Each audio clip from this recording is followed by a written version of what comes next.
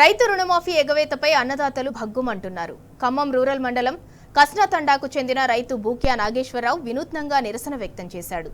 మెడలో ఎండుమిర్చీలతో చేసిన దండ వేసుకుని నిరసన తెలిపాడు. రైతు నాగేశ్వరరావు ఖమ్మం బ్యాంక్ ఆఫ్ బరోడాలో 2 లక్షల రూపాయలు అప్పు తీసుకున్నాడు. వడ్డీతో కలిపి 2,70,000 అయింది. అసలు మొత్తం కలిపి ఒకేసారి కడితే వారం రోజుల్లో రుణమాఫీ జరుగుతుందన్న అధికారులు, మంత్రుల మాటలు నమ్మి అధిక వడ్డీలకు ప్రైవేటు ఫైనాన్స్ దగ్గర అప్పు తెచ్చి బ్యాంకులో చెల్లించాడు. కానీ అతని రుణమాఫీ కాకపోవడంతో ఇబ్బందులు పడుతున్నాడు.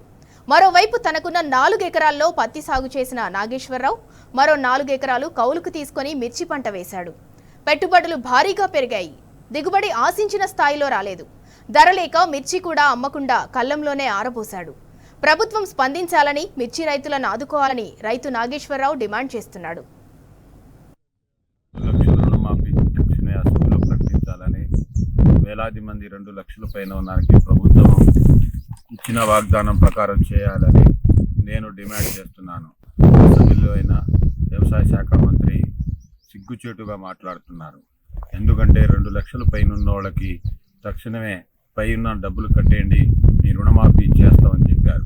కానీ ఇప్పుడు మాట మొత్తం మార్చేశారు. 2 లక్షల లోపే మీ చేసేసాం, పైన ఉన్నోళ్ళు చేయమని సిగ్గుతో తల ఉంచుకోవాలి ఈ మాట చెప్తుంటే మినిస్టర్ గారు. ఎందుకంటే రైతులకు మాట ఇచ్చి ఇప్పుడు వేలాది మంది ఆత్మహత్య చేసుకుంటున్నారు. ఎందుకంటే ఈ ప్రభుత్వం తక్షణమే 2 లక్షల పైన ఉన్నోళ్ళకి తక్షణమే చేయాలని నేను డిమాండ్ చేస్తున్నాను రైతుగా. మళ్ళీ దీనిపైన రాష్ట్ర కేంద్ర ప్రభుత్వాలు రైతులు కష్టపడి మిర్చి పండించారు. కానీ మిర్చికి రేటు లేక, వేసిన పెట్టుబడి కూడా వెళ్ళక, కూలీలకు వెళ్ళక రైతులు ఆత్మహత్య చేసుకుంటున్నారు.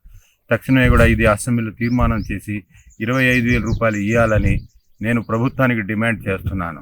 ఎందుకంటే ఎన్నో ఆశలు పెట్టుకొని వ్యవసాయం చేసి పిల్లలకు చదివించాలని, అప్పులు తీర్చాలని ఎన్నో రైతు బాధపడుతుంటే, ఆశపడుతుంటే మిర్చికి రేటు వస్తుంది అనుకున్నారు. కానీ ఇంత దారుణంగా రేటు పడిపోతుందని ఎవడికి తెలియదు. దీన్ని ప్రభుత్వం చొరవ తీసుకొని రాష్ట్ర కేంద్ర ప్రభుత్వాలు రైతులకి గిట్టుబాటు అయ్యేటట్టు 25,000 రూపాయలు చేయాలని నేను డిమాండ్ చేస్తున్నాను.